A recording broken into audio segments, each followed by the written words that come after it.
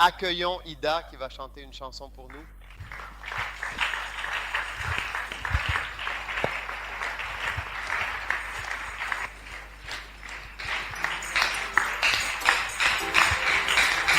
Il y a une tempête à l'horizon, tu vois une tempête. Oh, laisse le vent souffler. Il y a du tonnerre dans les cieux. Oh, laisse le vent souffler. Laisse la pluie tomber du ciel au-dessus de nous. Laisse la tempête rugir jusqu'à ce qu'elle en ait assez.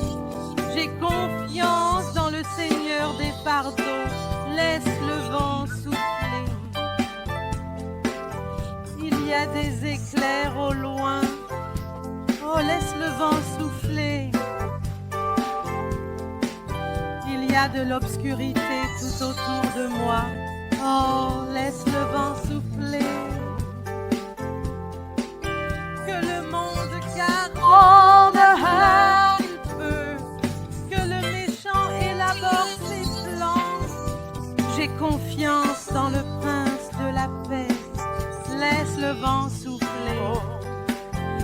Alors laisse le vent souffler. Souffle aussi fort que tu peux. Laisse le vent souffler sur Christ, le roc solide. Sur Dieu je me tiens. Oh, laisse le vent souffler.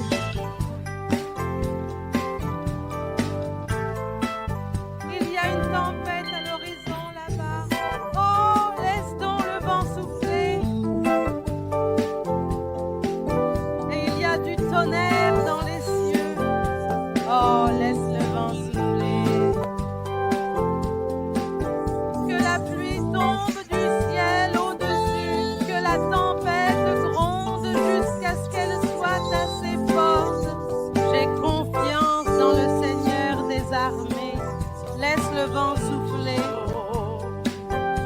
Alors laisse le vent souffler. Souffle aussi fort que tu peux.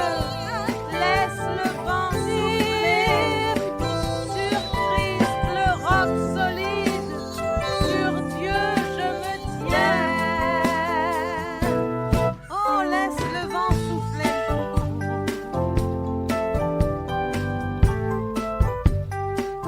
Oh, oh, laisse le vent souffler. Oh.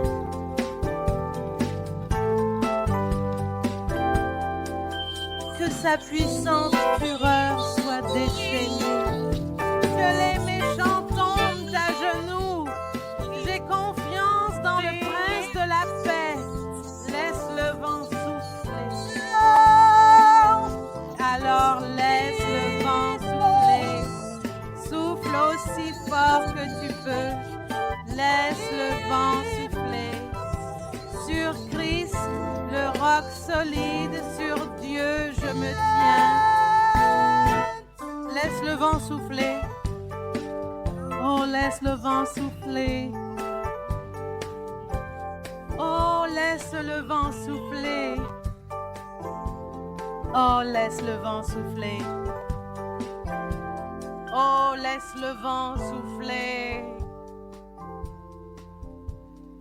Maintenant, pendant qu'ils prennent le temps de vérifier attentivement si votre déjeuner est bien arrivé à votre place, nous allons de notre côté passer calmement au sujet suivant, à savoir comment racheter le temps qui vous a été donné.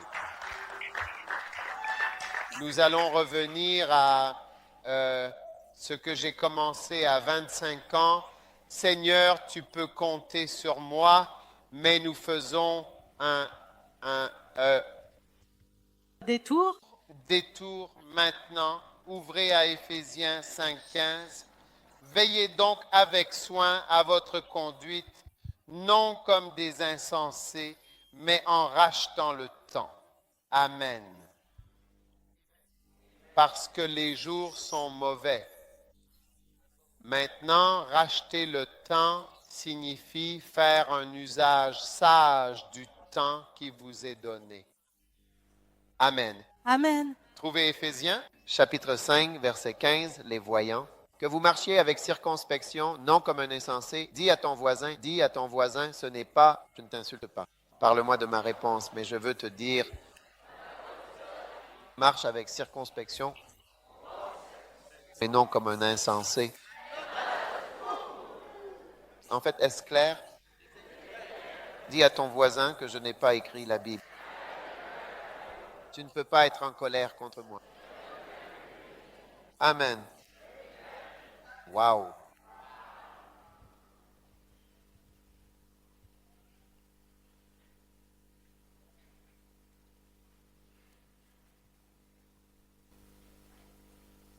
Seigneur, fais-moi connaître ma fin et quelle est la mesure de mes jours. Fais-moi savoir à quel point je suis éphémère. Voici, tu as fait de mes jours la largeur d'une main et ma vie n'est rien devant toi. Oui, tout homme, même au meilleur de lui-même, n'est qu'un souffle. Amen. Wow. Alors, que signifie racheter le temps?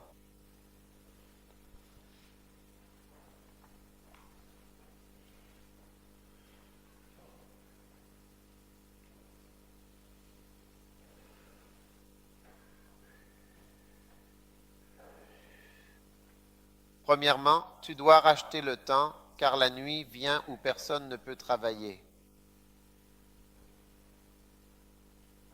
Pourquoi dois-tu racheter le temps? Je dois accomplir les œuvres de celui qui m'a envoyé pendant qu'il fait jour. La nuit vient où personne ne peut travailler. Il y a 7 façons dont la nuit peut arriver.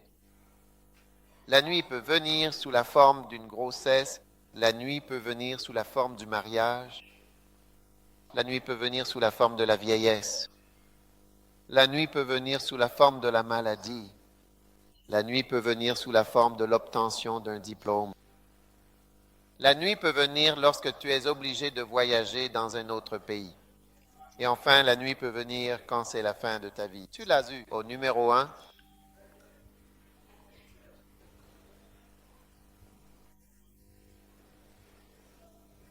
La nuit peut venir quand tu es enceinte. Mesdames qui dites que vous servez le Seigneur, la grossesse peut faire venir votre nuit. Pas toutes les femmes, seulement les femmes émotives. Sont-elles les seules concernées par cela?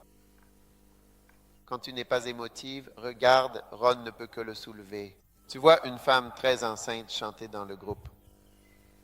Certaines personnes émotives pensent que lorsque tu es enceinte, tu dois toujours te comporter de façon étrange.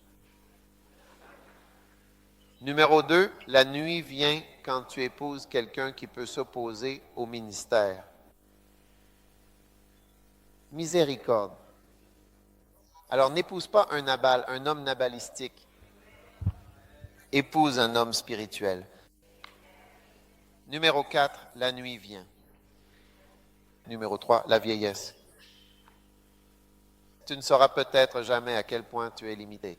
Certaines choses que tu faisais avant, tu ne peux plus les faire.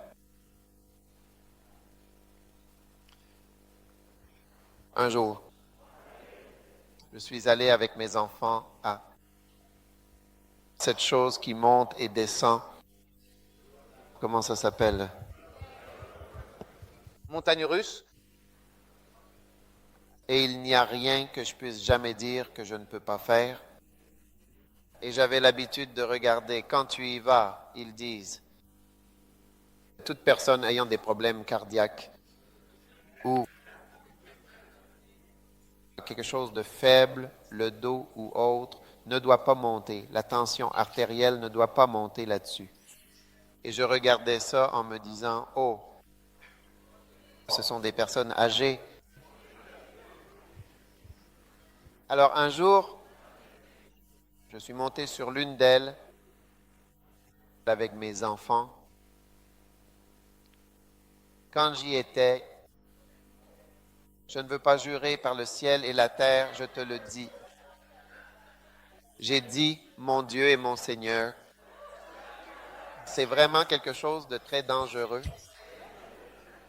Et J'ai même cru que j'allais mourir. Et je tenais. Je crois que c'était ma fille. J'ai dit, Seigneur, sauve-nous de ça. Et que ça monte, que ça redescende en faisant comme ça. Et pourquoi, quand je suis descendu, j'ai dit, plus jamais, Jamais, jamais plus. plus jamais. Je ne referai plus jamais une chose pareille. Et j'ai réalisé que, tu vois, mes enfants riaient. Ils étaient heureux. C'est vrai, excités. Et j'ai compris que j'étais passé à un autre Niveau. que je n'aurais peut-être jamais connu, limité. Ouais. Mais je pense que certaines de ces choses te montrent que les choses ne sont plus les mêmes. Tu aimerais peut-être que ce soit pareil, mais ce n'est plus pareil. L'énergie que tu as aujourd'hui, tu penses que tu l'auras toujours, mais ce n'est pas le cas. Et un jour viendra où tu t'en rendras compte. Quand les gens danseront, tu seras là, debout, à les regarder.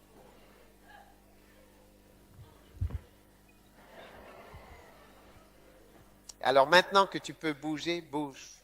Ouais. Quand ils dansent, quand ils disent « quelle surprise », tu vois, tu verras certaines personnes, quand elles disent « quelle surprise », elles font juste n'importe quoi. Ne sois pas ridicule. Comment?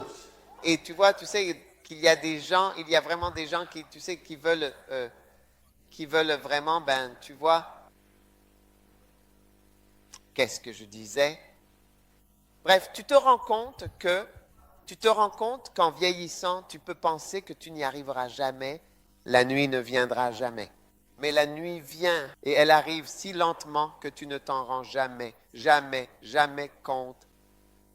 Maintenant, la raison pour laquelle tu ne t'en rends pas compte, c'est parce que tu es toujours, ton esprit sera toujours le même. Ton esprit ne vieillit pas. En fait, il devient plus sage et plus actif. Mais la nuit vient, donc la nuit vient sous la forme de la vieillesse. La suivante, la nuit vient sous la forme de la maladie. Amen. Tu ne sais peut-être pas que la maladie peut, dans certains cas, t'empêcher de faire certaines choses. Il est important de le savoir. Un jour, j'ai jeûné jusqu'à en tomber malade. Peux-tu imaginer aller à l'école tout le trimestre en jeûnant? Hein? Tout le trimestre, du premier au dernier jour en jeûnant.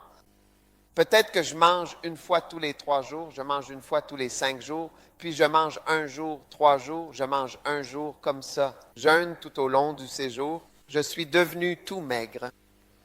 Quelqu'un m'a vu et m'a dit, « Tu crois que tu iras au paradis en étant un squelette? Parce que tous mes vêtements, mes shorts, à l'époque, on ne portait pas de pantalon.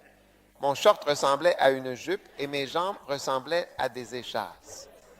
C'était comme si je marchais sur des échasses et tu me voyais marcher. Donc, c'est comme si tu voyais les échasses arriver. Et j'avais l'habitude de prier l'après-midi. Il y avait à la carrière de Chimota un endroit où il ramassait du sable.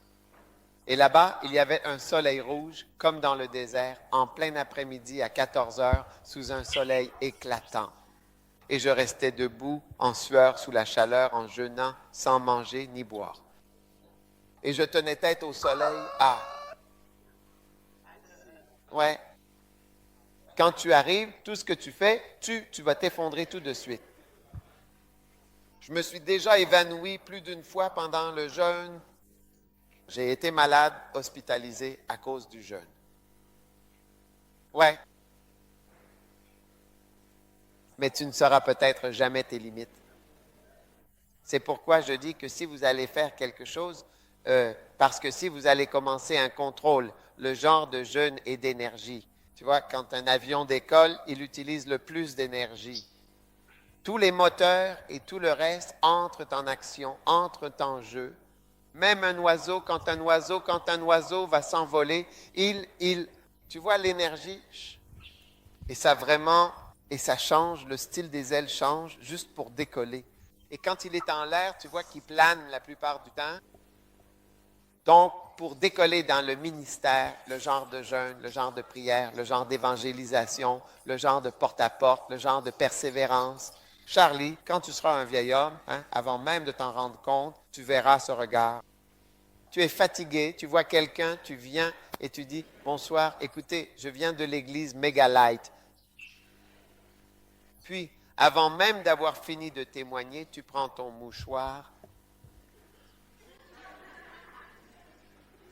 Et toujours, dis-moi, connais-tu vraiment Jésus, toi, personnellement? Oui. Tu seras en train d'essuyer le... Un jour, je suis allé dans un restaurant et le serveur transpirait tout le temps. Il prenait son mouchoir, puis il reprenait le mouchoir. S'il vous plaît, qu'allez-vous manger? Une pomme de terre et 2 Coca-Cola. C'est ça, exactement. Quand tu seras vieux, c'est comme ça que sera ton témoignage, petit. Tout le monde, enlevez ceci et cela. Si vous en avez un, c'est-à-dire si vous en avez un. Tu vois ça? Hein? Non, ce n'est pas comme ça. C'était comme ça. Puis derrière, puis ici. S'il vous plaît, que voulez-vous manger? S'il vous plaît, connaissez-vous le Christ? Connaissez-vous le Christ? Il a dit, vous êtes en sueur. S'il vous plaît, connaissez-vous le Christ?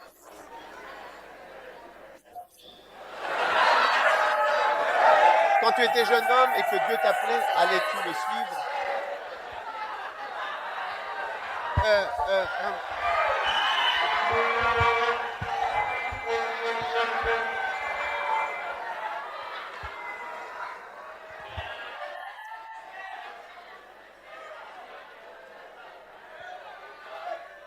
Quand tu étais jeune homme et que Dieu t'appelait, tu discutais. Oh, tu disais que tu le verrais plus tard. Non. Quand on disait que la nuit vient où personne ne peut travailler, tu n'y croyais pas. Maintenant, tu viens avec ton mouchoir. Bonsoir.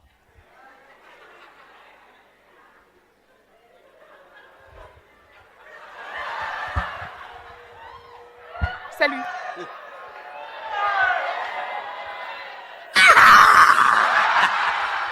C'est comme ça qu'on témoigne. Oui, prédicateur. C'est comme ça qu'on témoigne.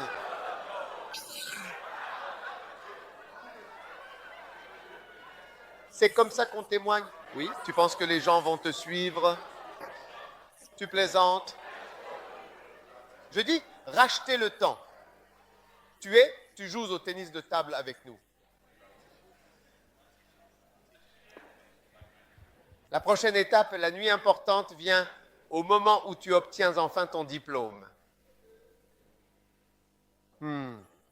Après l'école, là, c'est le plus grand fleuve qui engloutit, qui t'emporte. Hey. Quand tu sors de l'école, là, c'est fini. Chacun pour soi. Ah, vous qui êtes à l'école biblique, c'est pareil.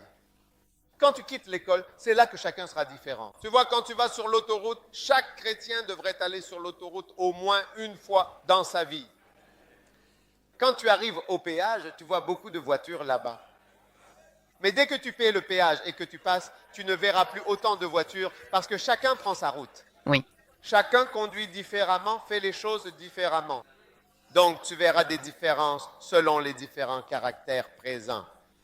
Avant le péage, c'est comme quand tu es à l'école, vous êtes tous limités par certaines choses. Oui. Mais quand les restrictions sont levées, alors tu commences à voir les différences.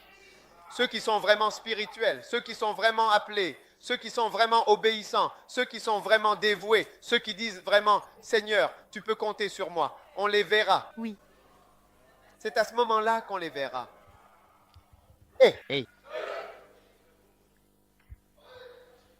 Ensuite, tu vois, les nuits où tu es obligé de voyager dans un autre pays. Oh oui, il y a beaucoup de gens qui s'en sortent bien jusqu'à ce qu'ils doivent voyager. Quand ils voyagent, quittent le Ghana ou n'importe quel autre pays, c'est là que tu vois.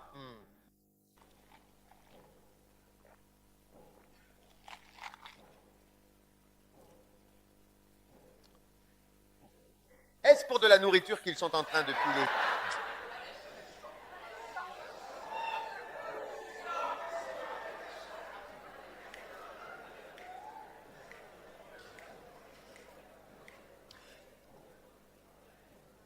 Combien savent que déménager dans un autre pays est l'un des plus grands risques de rétrograder? Dès que tu mets les pieds dans un autre pays, tu peux facilement tomber. Pointu. Il y a même des pasteurs qui rétrogradent quand ils vont dans d'autres pays. Je dois faire attention. Certains pasteurs, je ne les enverrai pas dans certains endroits. Un jour, j'ai vu un certain pasteur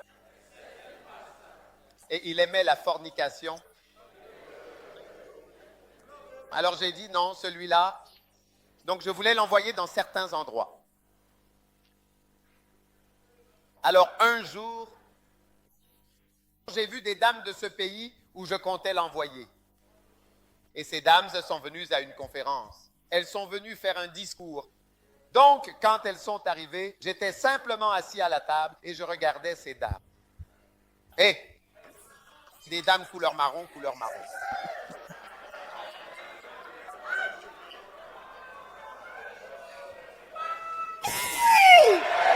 Il y en avait deux, non, il y en avait trois. L'une était la mère, l'autre la fille, et puis, je crois, une autre dame, couleur marron. Leurs seins étaient comme des oranges. Leurs seins étaient vraiment comme des oranges. Quel choc. Et leurs seins étaient comme des oranges, une grosse orange. Elle parlait au pasteur. Elle ne parlait pas à quoi qu'elle disait. Donc, elles sont venues, elles ont pris le micro, elles parlaient. Alors, c'est un pays où j'allais envoyer un pasteur en mission. Donc, elles étaient couvertes et les oranges, les seins, tout le sein était exposé, sauf les tétons et les aréoles.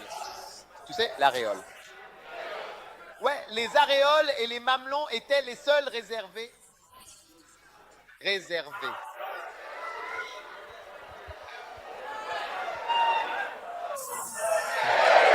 Et couleur marron. Donc, alors qu'elle se tenait là comme ça, disant ce que le Seigneur a fait, j'ai dit, le Seigneur a fait ceci pour nous dans notre pays. Le Seigneur a fait Jésus.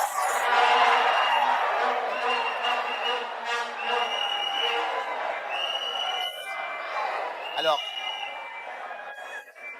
j'ai dit, mon Dieu, vraiment, si j'envoie ce pasteur à moi qui aime la fornication et qui voit un sein couleur marron comme ça, quel choc pour lui.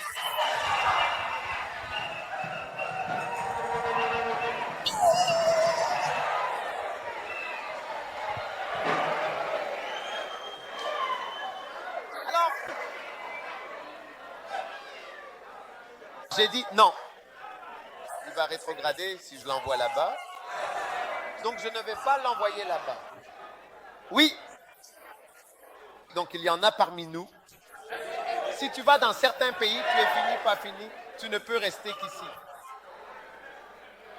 Mais quand tu vois la couleur marron, les oranges, parce que c'est l'habillement normal. Ce n'est pas qu'elles sont débauchées. C'est normal pour elles. Elles n'étaient pas comme ça. Elles parlaient à des pasteurs. La personne qui parlait était aussi un pasteur. La femme d'un pasteur. La fille d'un pasteur. Ce n'est pas que c'était normal de sortir les oranges comme ça. Oiseau. Assieds-toi. Donc, ce n'est pas dans tous les pays que tu peux aller et survivre.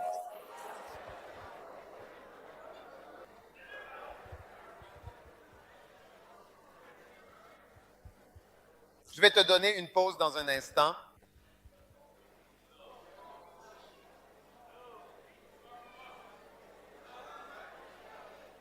Demande à ton voisin, est-ce que tu aimes la fornication?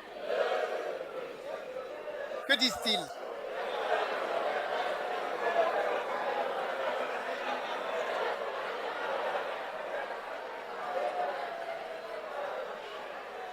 Maintenant, En Afrique, nous avons la couleur noire.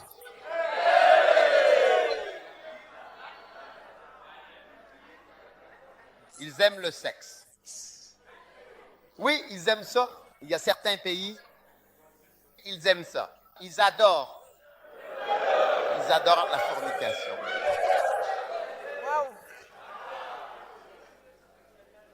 Quels sont ces pays? Afrique du Sud.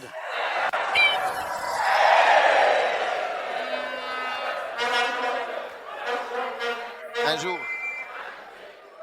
j'ai envoyé un pasteur en Afrique du Sud,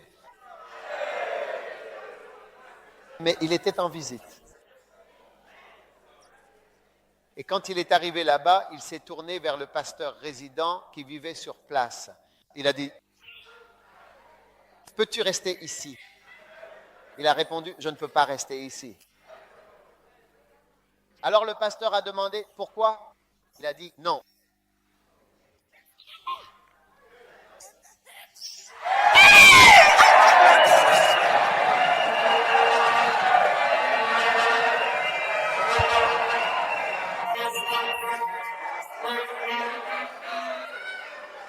Le col et les hanches.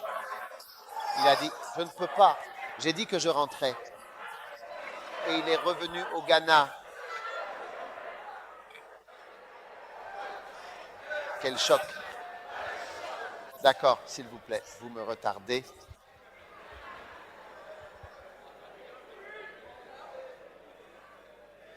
Donc, la première raison pour laquelle vous devez racheter le temps, c'est parce que la nuit vient. Et je vous ai donné 7 façons par lesquelles la nuit arrive. Qu'a dit Jésus? 6. La 7e façon, c'est quand tu meurs, la nuit est venue. Celle-là, c'est la nuit permanente. La nuit permanente. Quelle est la première façon dont la nuit arrive? Comète. Quand tu... Numéro 2. Marié, numéro 3. Numéro 4. Numéro 5, quoi? Fin des études, numéro 6. Voyager ailleurs, numéro 7. Fin de ta vie. D'accord. Maintenant, tu dois travailler. Tu dois racheter le temps. Amen. Parce que c'est la seule chose sage à faire de ta vie. La seule chose sage à faire de ta vie, c'est de racheter le temps. Amen. La seule chose sage que tu puisses jamais faire de ton temps, c'est de racheter le temps. Amen. Maintenant,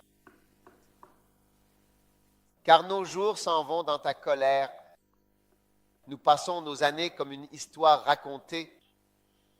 Les jours de nos années sont de 70 ans. Qui connaît la puissance de ta colère? Alors, enseigne-nous à compter nos jours afin que nous appliquions notre cœur à la sagesse. Que tout le monde dise, enseigne-moi à compter mes jours. Un jour, je suis allé rendre visite à quelqu'un. Il avait différentes Mercedes-Benz chez lui. Il comptait ses Benz.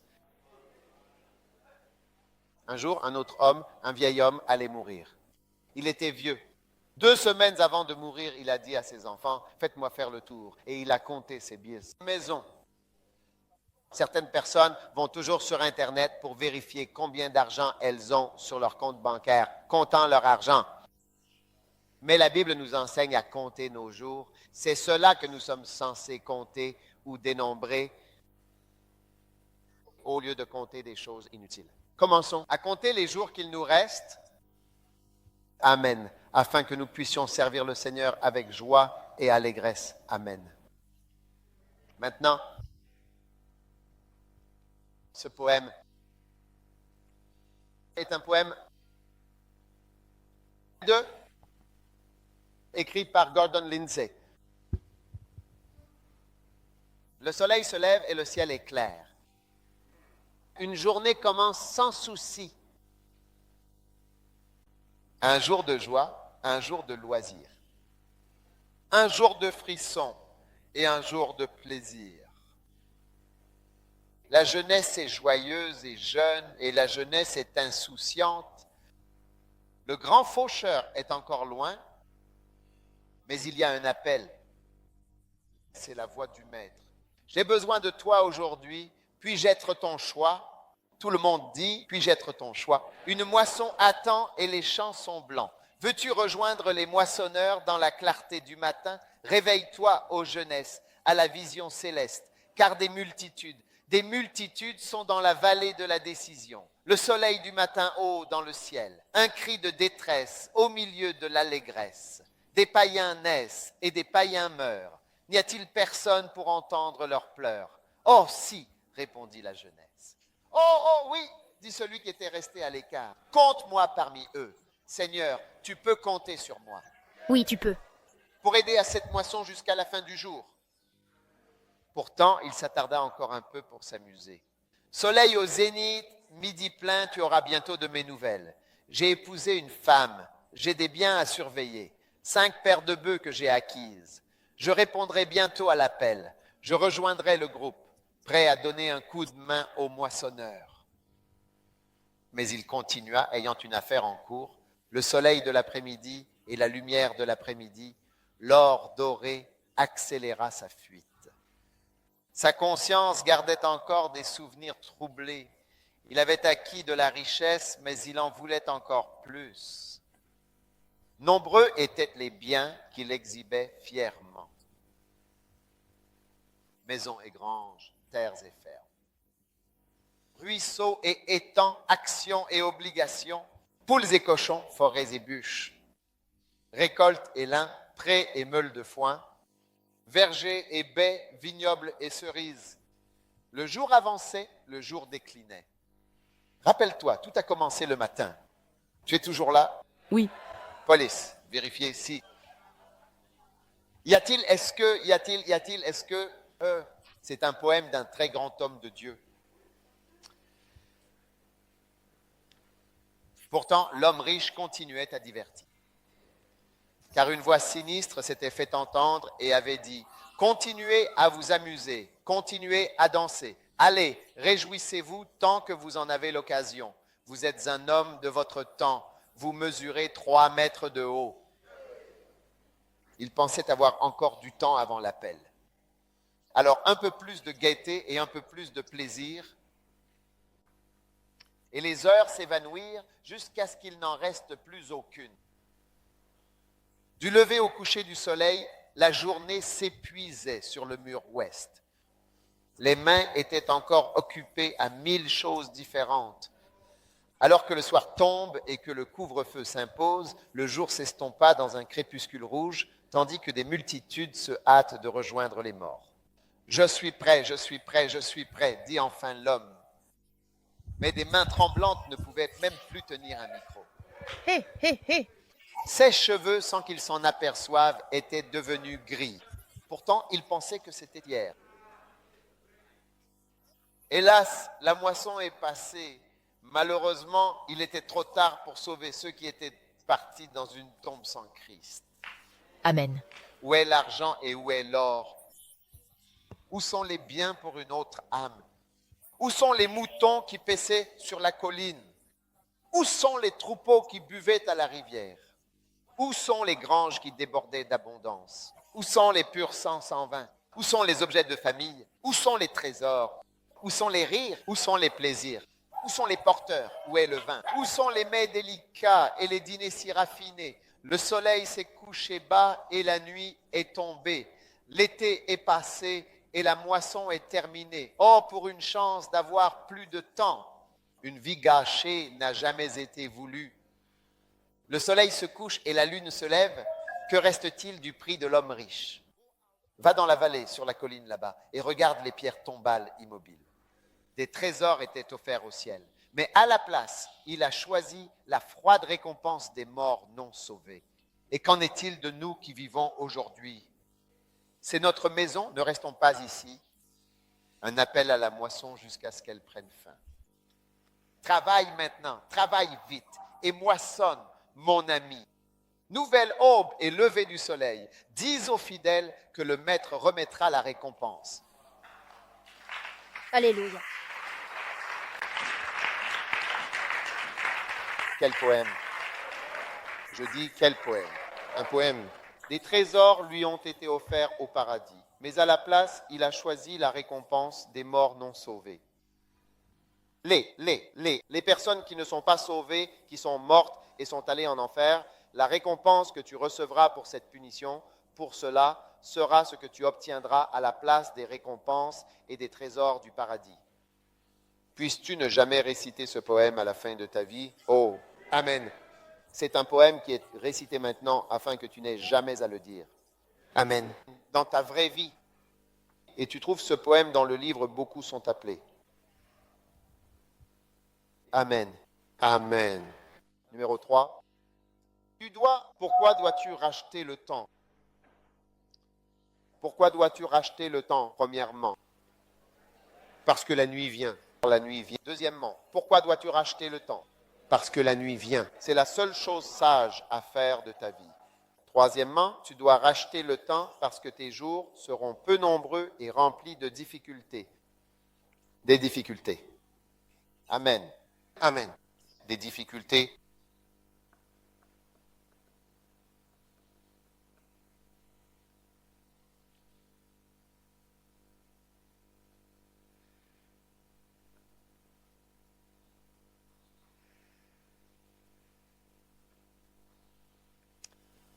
Amen.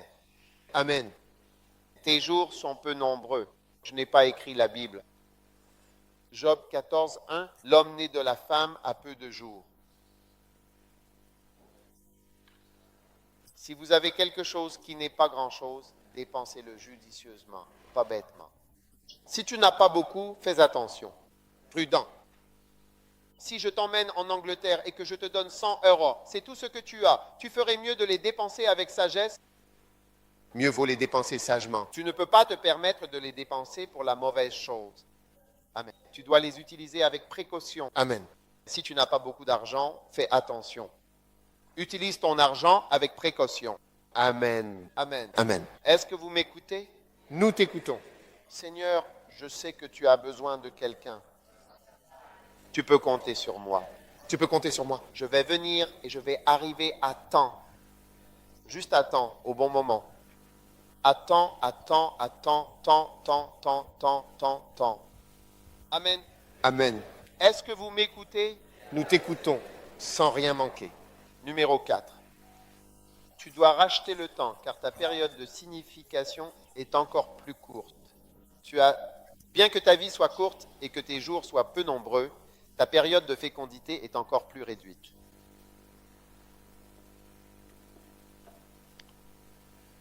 Tu dois absolument racheter le temps, car ta vie si courte a une période de signification et de fécondité qui est encore plus brève. D'accord. Maintenant, quel âge as-tu? 20. Viens. Je ne sais pas combien de temps tu vas vivre, mais regarde cette petite fille. Tu la vois? Oui. Imaginons, elle a 20 ans. Disons simplement qu'elle va vivre jusqu'à 50 ans. Naturellement, d'accord, sur les 50 ans.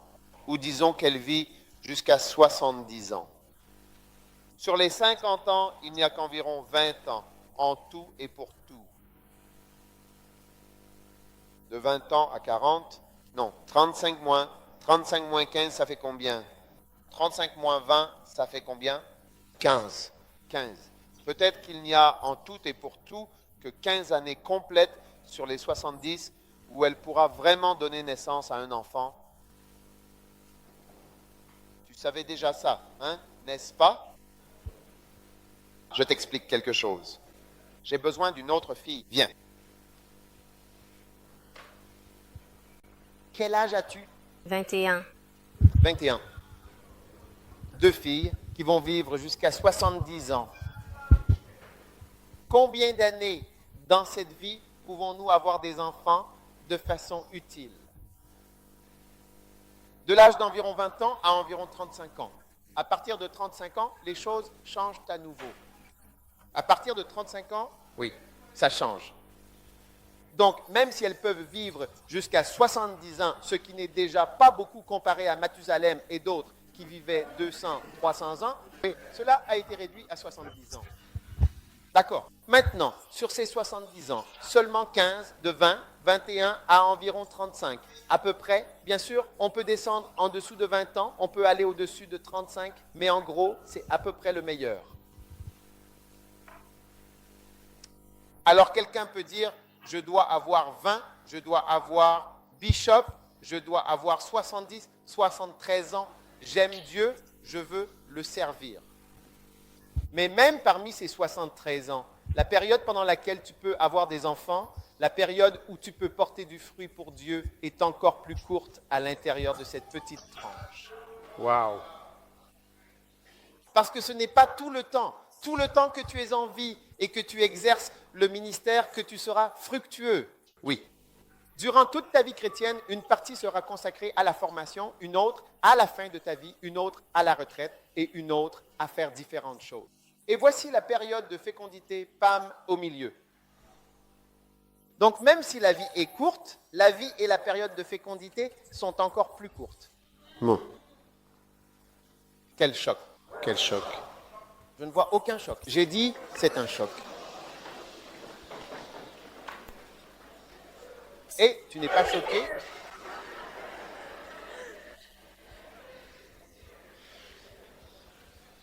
Oui. Donc, le temps où tu prêcheras bien, le temps d'apprendre à bien prêcher, de couler dans l'onction, d'être mature, d'être humble, d'être ceci, d'être cela, d'être cela. Petit. Oh! C'est tellement fou. C'est pourquoi quand Dieu te donne du temps et que tu commences à dire à Dieu, à plus tard, monte, monte. Quand tu envoies des gens, tu ne sais pas qu'on a d'autres choses à faire? Oui. Lève-toi et commence à envoyer. Amen.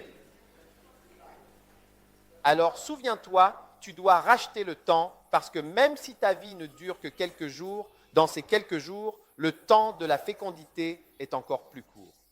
Wow. Dans le naturel, c'est plus court. Tu peux avoir 70 ans en tant que femme, mais la période où tu peux avoir un enfant facilement et avec succès, c'est entre 20 et 35 ans.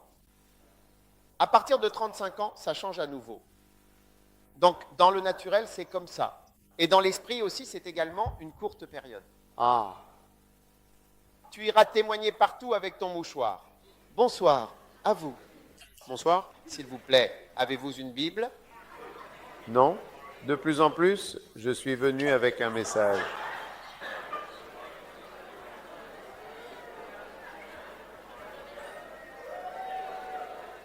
Ah, tu plaisantes. Lève-toi quand tu es frais et jeune, Oui. avec un joli visage. Oui. Et prends ton joli visage avec tes beaux cheveux. Allez.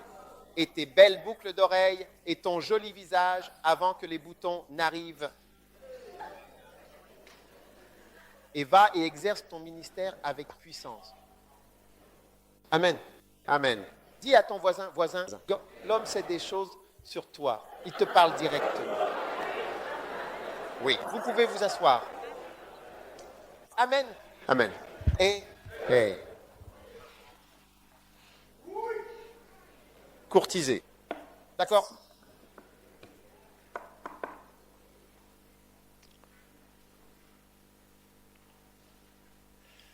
Maintenant, nous allons bientôt faire une pause. Ah. Le point suivant, c'est que tu dois racheter le temps car les jours sont mauvais. C'est le numéro 5. Ah. Qui est déjà allé à la pêcherie de Théma? Vous devez racheter le temps car les jours sont mauvais, mauvais, mauvais, mauvais. Amen. Amen. Maintenant, l'une des raisons pour lesquelles tu dois continuer d'avancer, c'est que si tu restes assise ici, tu vas mourir, jeune fille. Est-ce que tu vas mourir? Lève-toi. Et toi, lève-toi. Est-ce que tu vas mourir si tu restes assise là jusqu'à demain? Mais il y a un endroit où si tu t'assois comme ça, tu vas mourir. Un jour, des enfants sont allés faire une visite à Tema Cold Stores, au port de Tema. Et il y a une grande pièce, quand tu ouvres Tu vois les poissons et les choses suspendues là-bas. Grande pièce. Et l'un des enfants a été enfermé dans la pièce, à l'intérieur. À ton avis, qu'est-ce qui s'est passé? Qu'est-ce que tu penses que l'enfant a fait?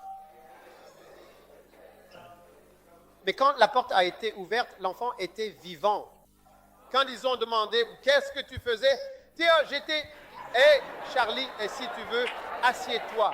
Si tu veux, assieds-toi. Si tu veux, assieds-toi. Moi, je montais, descendais, montais, descendais, montais. Quel enfant? Quel enfant? Quel enfant? Il bougeait. Mais dès que tu t'assois, c'est fini. Waouh.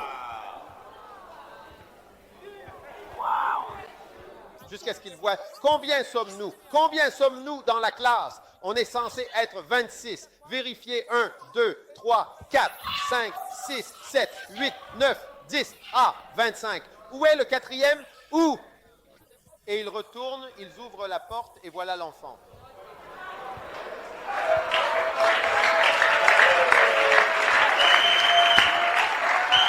Pourquoi? Parce que les jours sont mauvais. Si tu t'assois en ces quelques instants, si tu t'assois, tu vas mourir de froid. Le mal autour de toi, la froideur, le mal, la mort spirituelle, la méchanceté spirituelle, les ténèbres spirituelles. Dès que tu te reposes, ça va juste entrer de tous les côtés. Alors tu dois... C'est pour cela que quand les gens disent « Je prends des vacances du travail à l'église pendant quelques mois jusqu'en décembre. Après décembre, je reprendrai toutes mes activités spirituelles. » Avant même de t'en rendre compte, à cause du mal, de la tiédeur, de la méchanceté. Et c'est pourquoi je veux toujours rester actif. J'ai toujours été actif, servant le Seigneur, essayant de le servir en tout temps, toujours en mouvement, faisant quelque chose. Parce qu'il fait froid, il y a du mal partout autour, c'est mauvais. Si tu fais juste bouger, si tu, par exemple, t'assois, tu ne peux pas t'asseoir. Tu dois bouger ta jambe, bouger ta jambe. Dès que tu t'assois, c'est fini. Le ministère est fini, ta vie est finie, c'est terminé. Si tu veux, va en Angleterre, va en Allemagne, va au Canada, va en Amérique. Reste au Ghana, pars ce soir, va en Afrique du Sud. Attends juste un petit moment. Tu verras ce qui va t'atteindre. Oui, tu seras surpris que ce soit toi qui dises de telles choses. Tu verras des gens qui disaient, moi j'étais pasteur, je suis allé faire un doctorat, j'étais pasteur, j'étais ceci, je ne crois même plus en Dieu aujourd'hui. Ils te le diront. Oui. Donc aujourd'hui, dans le christianisme, le mal est plus présent. Dès que tu te reposes un peu, ça va t'atteindre. Oui. C'est pourquoi aujourd'hui, on rencontre des gens qui disent, j'étais à l'Union des étudiants chrétiens un jour, quand j'étais à la fac de médecine, je connaissais une sœur qui était une véritable experte en fornication. Elle était pire qu'une femme mariée, parce que sa chambre était une chambre de garçon. Et elle vivait pratiquement avec le garçon. Il y avait des garçons et des filles, mais elle vivait là-bas, ouvertement comme mari et femme. On allait en cours, on y allait tous ensemble. Et puis j'ai vu plus tard que cette fille venait de son lycée, une responsable du groupe biblique. Et j'ai dit, regarde là, on ne voit même pas un signe de christianisme sur elle à la faculté de médecine, de l'université, du lycée à l'université, c'est fini. Tu n'as qu'à t'asseoir et te détendre encore plus, tu verras ce qui va t'arriver. Donc quand je dis rachetez le temps, ne le faites pas seulement parce que des âmes périssent, mais parce que les jours sont mauvais. Mais c'est la première raison, c'est comme d'abord pour ton propre bien. Maintenant, certains d'entre vous disent, je vais juste être un chrétien moral dans le désert. Même pas pour l'âme, mais pour toi, pour ton propre intérêt personnel. Car les jours sont mauvais pour toi, c'est pour toi que les jours sont mauvais. Car c'est ce que la Bible n'a pas dit. Rachetez le temps parce que des âmes périssent, il a dit. Rachetez le temps parce que les âmes parce que les jours sont mauvais. C'est dangereux. C'est très dangereux. Tu ne peux pas te le permettre. Ils ont fait une erreur et ils t'enferment dans la pièce. Ils avaient 26 ans. Ça arrive tout le temps si tu regardes ce film. C'est de l'eau bleue ou bleu eau profonde. Celui où ils les ont oubliés, dans l'eau. Open Water, ça s'appelle Open Water. C'est une histoire vraie. Ils étaient environ 20. Ils sont allés nager. Et quand ils sont revenus, ils ont compté les gens avec un numéro 1, 2, 3, 4. Et ils ont oublié 2 personnes. Ils les ont oubliés dans l'eau, un mari et sa femme. Ils étaient dans l'eau et ils ont pris le bateau. Puis ils sont retournés sur l'île. Et les 2 étaient encore dans l'eau. Viens voir. En train de bouger comme ça, bouger comme ça, bouger comme ça, bouger comme ça, bouger comme ça. Jusqu'à ce qu'ils sont morts, ils ont nagé, parce que c'est une histoire vraie. Ils ont nagé. Ils sont morts. C'est un film stupide.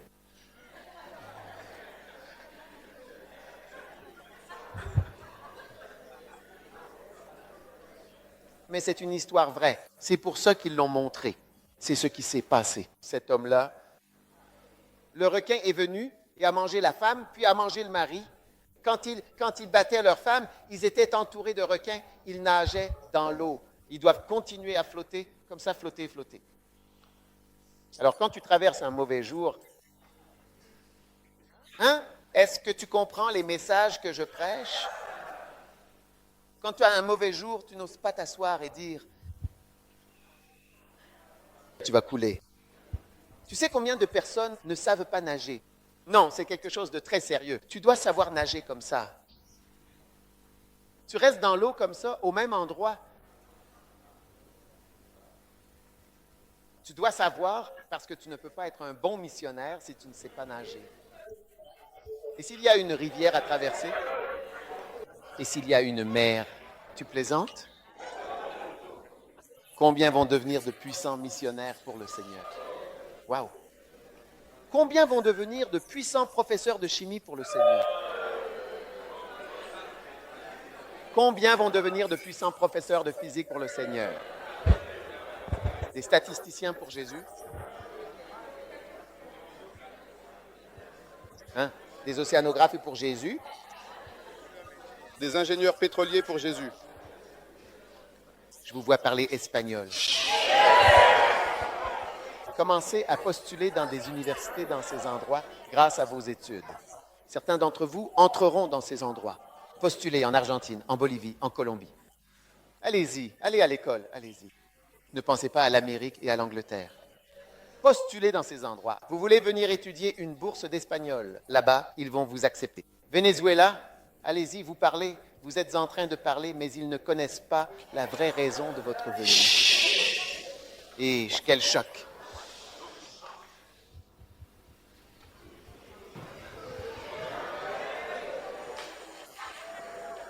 C'est ce qu'ils diront.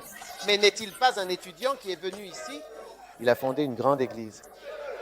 Beaucoup d'églises sont fondées par des étudiants.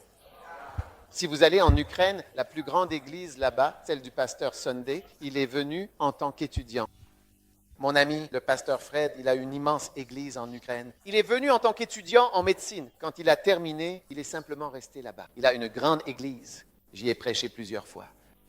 Beaucoup de gens y vont. Ils commencent là-bas. Je suis allé à Légon en tant qu'étudiant et j'y ai fondé une église.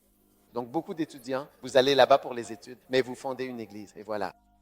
Là-bas, on pense que vous venez faire de la physique, mais sans savoir que je suis un agent secret. Chabalot. Des maîtres pour Jésus.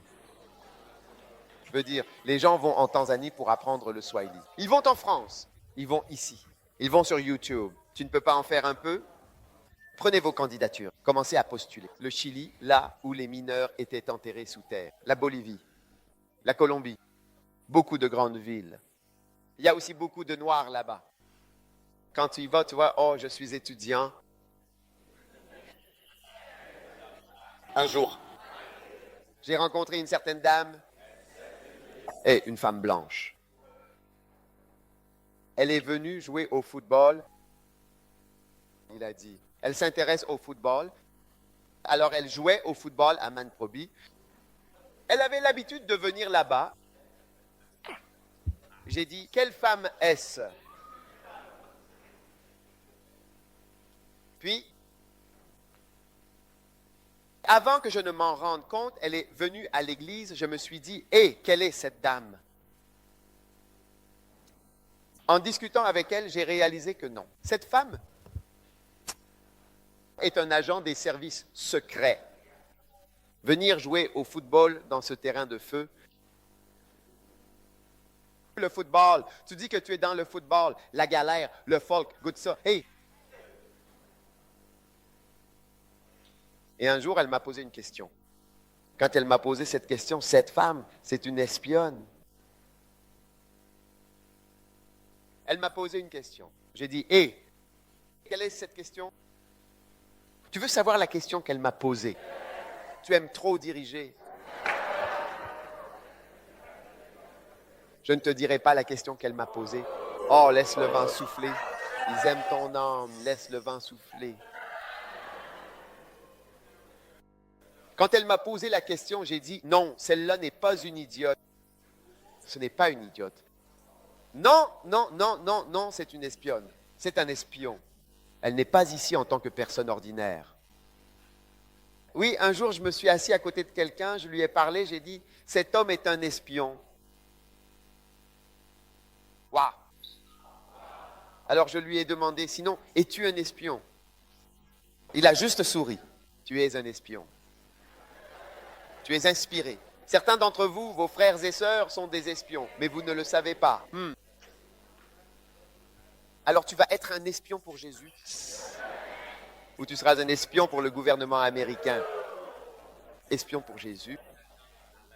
Amen. Que tout le monde dise, rachetez le temps, car les jours sont mauvais. Simple et court. Qu'est-ce que tu veux de plus? Je vais vous accorder une pause bientôt. Ne soyez pas découragés. Combien? Quelle est la première raison pour laquelle vous devez racheter le temps? La nuit vient où personne ne peut travailler. Quelle est la deuxième raison? Pardon? Et la seule chose sage à faire de ta vie, quelle est la troisième raison? Tes jours seront peu nombreux, donc tu dois être racheté et bien les utiliser, n'est-ce pas? Et quelle est la quatrième raison? Pardon? Tu as une période encore plus courte pour être fécond et avoir de l'importance. Waouh! C'est pour cela qu'on dit que la vie commence après 40 ans. Parce que les gens deviennent importants. Généralement, après l'âge de 40 ans, même s'ils peuvent vivre jusqu'à 70 ans, c'est après 40 ans. Puis à partir de 60 ans, leur importance commence à diminuer. Oui. Et quelle est la suivante? Les jours sont mauvais. Les jours sont bien plus nombreux que les jours d'un congélateur. Alors, que dois-tu faire? Je ne peux pas te voir.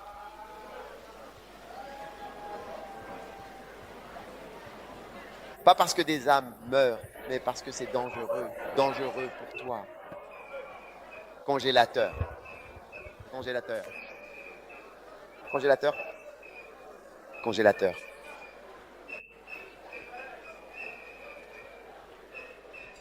Vérifie s'il y a un grand ponte autour de toi qui ne peut pas lancer.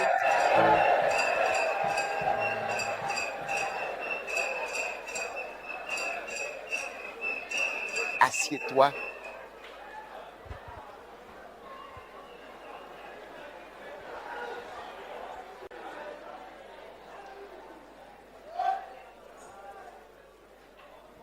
Numéro 6. Où est-ce le numéro 7? 6. Parce que ta vie sur terre est un contrat à durée déterminée.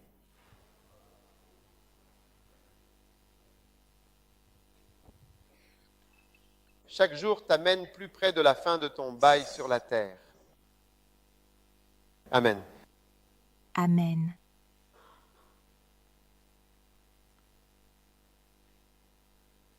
Et numéro 7, le dernier avant la pause, à moins qu'il n'y ait quelque chose qui survienne. Tu dois racheter le temps, car cela montre que tu comprends la volonté du Seigneur. Quand tu rachètes le temps, tu comprends ce qui est en jeu. Amen. Beaucoup de gens ne savent pas ce qui est en jeu. Ils pensent qu'il n'y a rien en jeu. Ils se laissent juste porter. Ils ne savent pas ce qui est en jeu. Toute ta vie, tout ton ministère, la vie des gens sont en jeu. C'est pourquoi la Bible dit « Veillez donc à vous conduire avec circonspection, non comme des insensés, mais comme des sages. Rachetez le temps, car les jours sont mauvais. Ne soyez pas insensés, mais comprenez quelle est la volonté du Seigneur. » Amen. Alléluia. Maintenant, Père, nous te remercions pour cette grande bénédiction et cette opportunité au nom de Jésus. Amen. Amen. Maintenant, sortons une bonne offrande. Je veux que nous fassions une offrande au Seigneur. Et ce soir, je veux que vous veniez avec une offrande spéciale. Nous commençons notre nouveau camp ce soir. Amen. Amen. Donc le premier camp se terminera cet après-midi. Nous n'avons pas fini. Nous allons faire une pause, une courte pause. Amen. Je veux une longue pause. Une longue pause aura lieu samedi. Donc, si vous voulez, vous savez, le camp de carrière commencera. Pendant le camp de carrière, nous aurons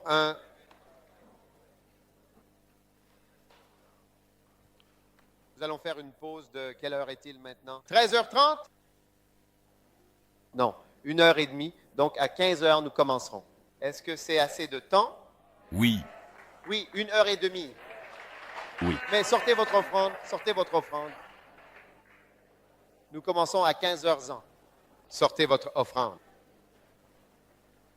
Vous n'avez pas d'argent? Vous n'avez pas d'argent pour acheter le t-shirt?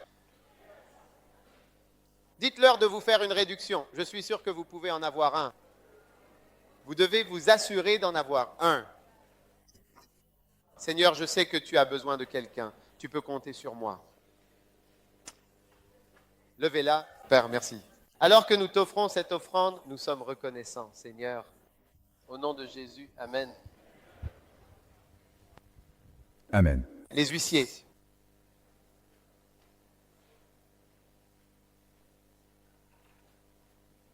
Nous avons besoin d'un huissier, au fond. Combien en avons-nous? Combien d'huissiers avons-nous? S'il vous plaît.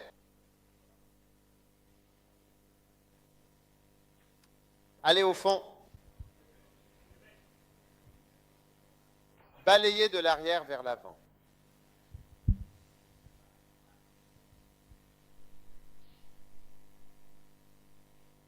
Waouh!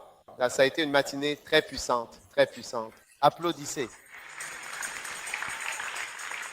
Remercions l'évêque pour une si merveilleuse et puissante impartition. Applaudissez pour les braises vivantes. Les braises vivantes. C'est puissant. Amen. Est-ce que vous sentez que quelque chose est en train de changer dans votre vie? Vous sentez que vous devenez différent? Oui. Et Dieu continue cette grande œuvre dans votre vie. Et vous verrez que vous commencerez à dire, me voici, envoie-moi. Amen.